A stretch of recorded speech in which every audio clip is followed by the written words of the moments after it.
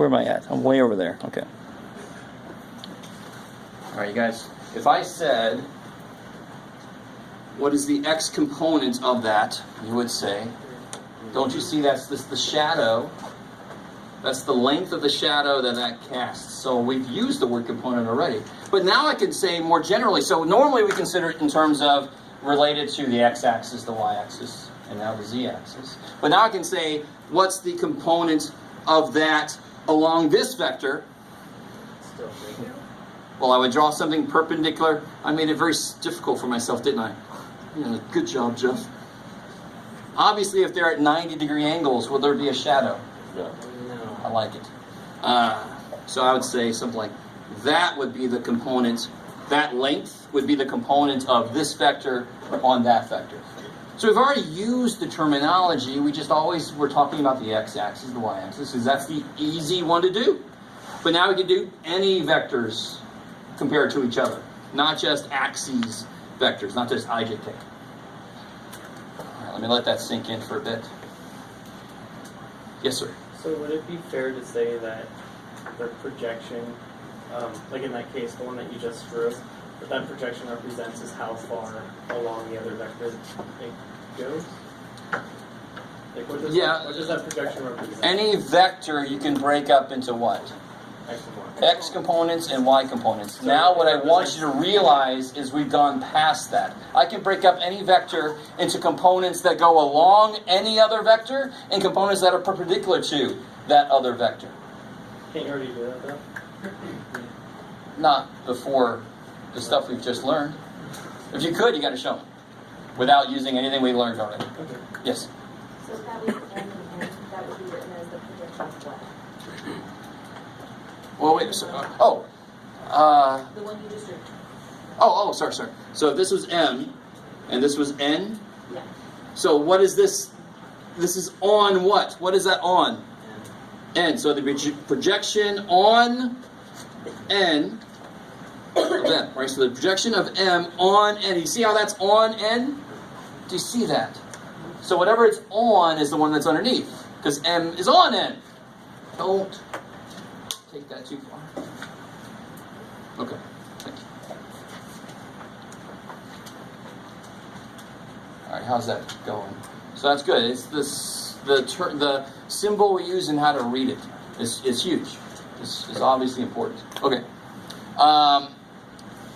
So help me out. If this is the angle, and this is any number of dimensions that they live in, right? How can I figure out the length? Let's start with just the length, the component of that on this. How can I figure that out?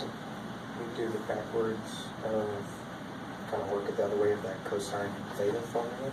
Okay, yeah, give it to me. What do you got? So what do we know? We know this. We know that A dot B is AB cosine theta. I like it.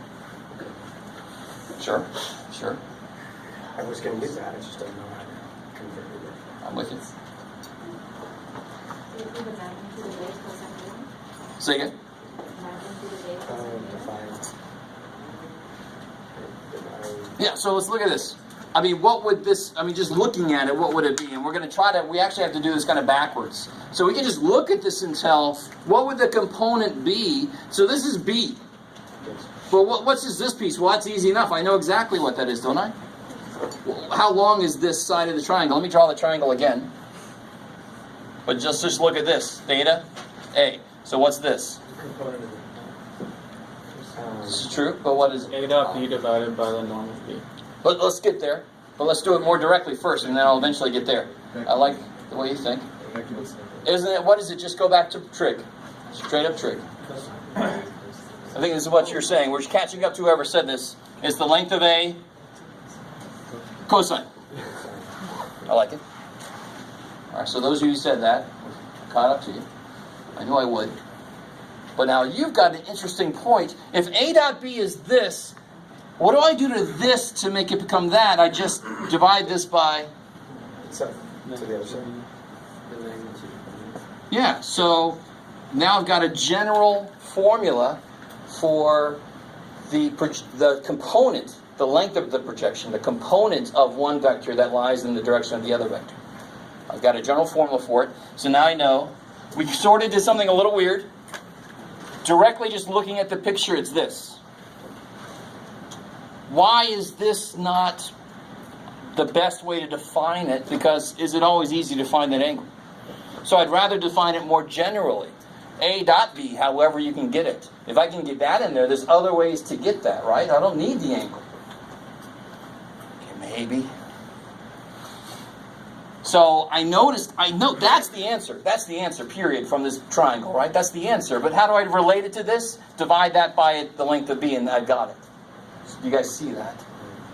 So that's how I can bring the dot product. Again, why is the dot product better than basic trig? Because basic trig lives in 2D. Dot product makes it easier in all dimensions, right? I've got options then. So then the component of, what is this? Where am I at? Oh, component of A on V would be A dot B divided by the length of B. Can we stop there? Please do not. This is, I think the place, I shouldn't have lost anybody here. If I lost you here, it's a bad sign. It's a very bad sign. That's easy, right? That's basic trig. And then I just wanted to make the connection with this in the dot product. And if I just divide by B, I do get the same thing. So then that equals that. Bam, there it is, the more general equation for that. I'm sorry? I was going to ask why you use the magnitude instead of just cosine theta. If you use the magnitude because you take, I see. Yeah, I don't want cosine theta to show up in the more general definition because I can't always find theta. But I can always find dot product. Dot product is stupid easy if I have two vectors, right? I don't care how long the vectors are, it's just going to be, I got to multiply a few more things. Oh well, right? I normally don't give you 70-dimensional vectors, so don't freak out. Okay? So that's that. Now, all right, here's our first real direct use of something, these building blocks we were talking about last time, because now I want the vector, not just the length of the vector, I want the actual vector, the projection, this actual vector. So, yes? Find the unit vector B and multiply it by the component. So what do I have so far? This vector needs two things. I have the length of the vector, right? And this dude up here saying, what's your name? John. John. John's saying, all right, man, I just need a direction now. That's all I need is a direction. And the best way, and without bringing angles in, the best way to give it a direction is just to give a unit vector, because it has a direction in it. So what's the unit vector in the direction of B? No. Now be careful. Remember, I know I've put this like it's on the x-axis, but it's just so it was easier to look at. This could be oriented. What's my coordinate system? Do I have one? Oh shit, so don't tell me I. It's B divided by the norm of B. How do you always find the unit vector? You take the vector divided by its length. Because what would the length of that vector be? 1. If you take a vector divided by its length, the result has to be a vector in that direction with the length of, which is the definition of unit vector. Okay. I love the look on your faces. You're all like, can you start today over? Okay. So the beautiful thing about a unit vector, if you have a vector, if I have the vector W, blah, and I want a unit vector in that direction, I just take it divided by its length. And then I've got a unit vector in the direction of W. That's awesome, especially considering that creates a building block that I can then use to build other things. The same way you would use I, J, K to build vectors in R3. I love the idea of building blocks. That's really what this is. This is like unit price. How do you find the unit price? That's great. It's the same idea. You take the answers and You divide by the total price divided by it's the amount, right? It's the same thing. So you take the total vector divided by the amount of that vector, and you get the unit vector. So what's the main difference? This thing is a scalar. This thing is a vector. I like it. So what does it look like? Let's get back. So what does this look like? It's got, let's see, how do I want to say this? How would I write, let's say this, let me start off with this. How would you write the vector, this vector here? What's one way to write that vector? Do it again. 7, 0. Somebody have another way to write that same vector. 7, 0, 0. I love it. I love that. Let me just say we are in 2D. Otherwise, that'll be. What's another way? What's another way? 7, I love it. It'll be the length of this vector is what? 7. So that's the length. And what's the direction of the vector? I. Direction. So what two things do I need to build a vector? Its length and its direction. So what's the length of this called? Component. The component. That's the length. That's the length. And what's the direction? So the length is this. That's the length of the answer. And what's the direction? It's the unit vector in what direction? The unit vector in the direction of B. B. Which, how do you create that? You take B, become a B. All right. Divided by its magnitude, right? Is that cool? What's desperately important for you, because I could rewrite that formula a bit, and then it's going to kind of lose some of its meaning. So I like to write it like this, because then you can see the two parts of a vector. The length of that vector, the direction of that vector. That's why unit vectors are so awesome, because then the other piece of it must be its length. I can bring that over, make this squared and bullshit, and I lose that idea. I think they show it both ways, which is nice, but yes? Are you allowed, like, is it kind of standard notation to, if you want to, you could take that B over the magnitude of B and make it B hat? Oh, yeah, actually, That some yes. people do? Yeah, some people do that. Okay. I don't know if it's not everybody enjoys that. But personally, I did that all the time, to be honest, because it only makes sense. That's the quick way to identify a unit vector in the direction of B, is like B hat. Although it loses, it's not really X hat, it's I hat. But then you're like, well, screw it, you know what I mean? End of story. I like it. Okay, maybe. Okay, maybe. How we feel about what we're doing so far? I mean, again, the actual computations, remarkably simple, almost too simple to believe. So what's really in the way up here is the ideas, right? The concepts are what gets in our way. Yeah. So the projection is the length part. The component is scalar. That's scale. So this piece is the component of A on B. That's what that is, right? Okay. The component is the scalar, it's the length. Okay. This part is the direction, That's the direction. which I made a building block out of the B vector by making it into a unit vector. And you were talking about the unit part. Exactly. So this tells me the direction I want to go in. It's got a length of 1, so it's not going to screw with that. It just gives me direction. And this tells me how far in that direction I want to go. Makes sense. See it? It's the magnitude. This is the magnitude. I love it. This is the magnitude, and this is the direction. Keep hands. Yes, ma'am. So you said sometimes it's, like, it can be twisted any way on the axis. So how would you know it's I hat direction if it was a... Is I a hat up here anywhere? No. There's no I hat up here, right? Somebody said I hat, but I quickly corrected them. I haven't identified a coordinate system at all. So you can't tell me this is I hat. It's just, Make your own coordinate system based on... you don't need one. Did we need a coordinate system for anything we did up here? No. It was just Do you understand?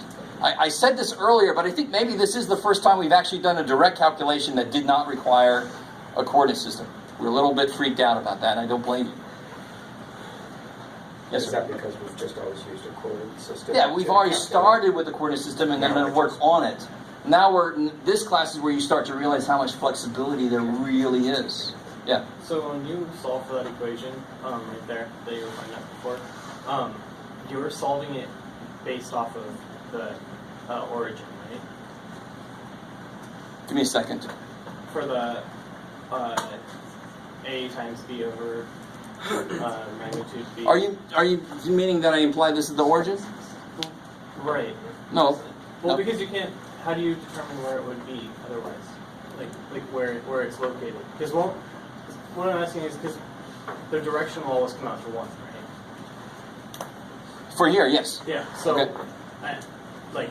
I understand why we have it there for that, but I mean, it's essentially doesn't have a function in that case then. All right, I kind of understand what you mean. So what do coordinate systems do for us, really? They define directions of things, right? Because I can say it's in the x direction, or what part of it is in the y direction. And because you could just leave that out and it would still be the same. Now I'm defining direction based on a given vector. So the direction I'm using is defined on this b vector. So what direction is the b vector pointing? The b direction.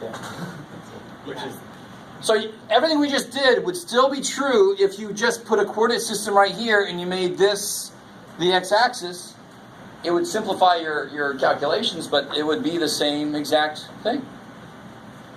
Yes, ma'am. I think what it means, like, the point that it points to is to be when the head is like on the.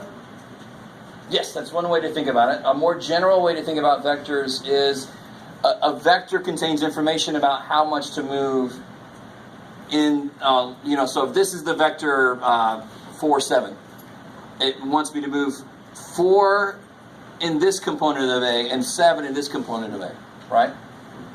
You kind of with me? So if I gave them names, which I didn't, then it would imply that I have put a coordinate system on top. I really don't want to get too deep in it because you're completely right. If I wanted to give this a name, I have to put a coordinate system on it. I think that answers both of what you're saying. If I wanted to give it a name like 4, 7, I have to put a coordinate system on it. Otherwise, it doesn't mean shit, right? Because if I put a coordinate system on it like this, now it's like 7, 0. If I put it like this, a coordinate system on it, but if I put it like this, now it's all on the y-axis. So it changes its name. But I didn't give it a component name because I didn't have a coordinate system. I didn't need to do all this work.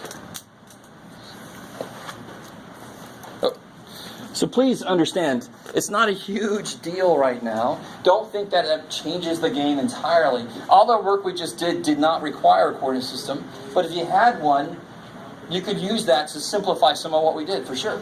Yeah, definitely. This is outside of that. This is why it was a little bit freakier than it could be. Because it's more general. Okay, we're good. Let's try a problem out.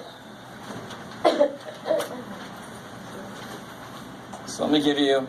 So now I'll give you 2 actual vectors that live in a system, right? So let's say let's just start with 2 dimensions. This is an example. Yeah, and I want you, so I want you to find the component.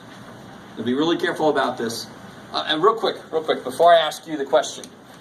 That's the component of what? How do you read this again? The component of A on B is that. So what do you think the component of B on A would be?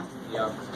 Well, A dot B over. I like that quick answer. A dot B over magnitude. Yeah, A dot B Over magnitude. over magnitude of A.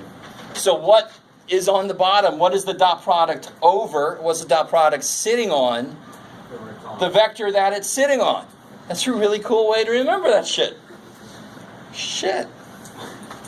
Okay, so my question now is find the component of, doesn't matter, let's say B on A, and find the projection of B on A. So do those 2 things. And now that you've got names for them, it's a little more grounded, right?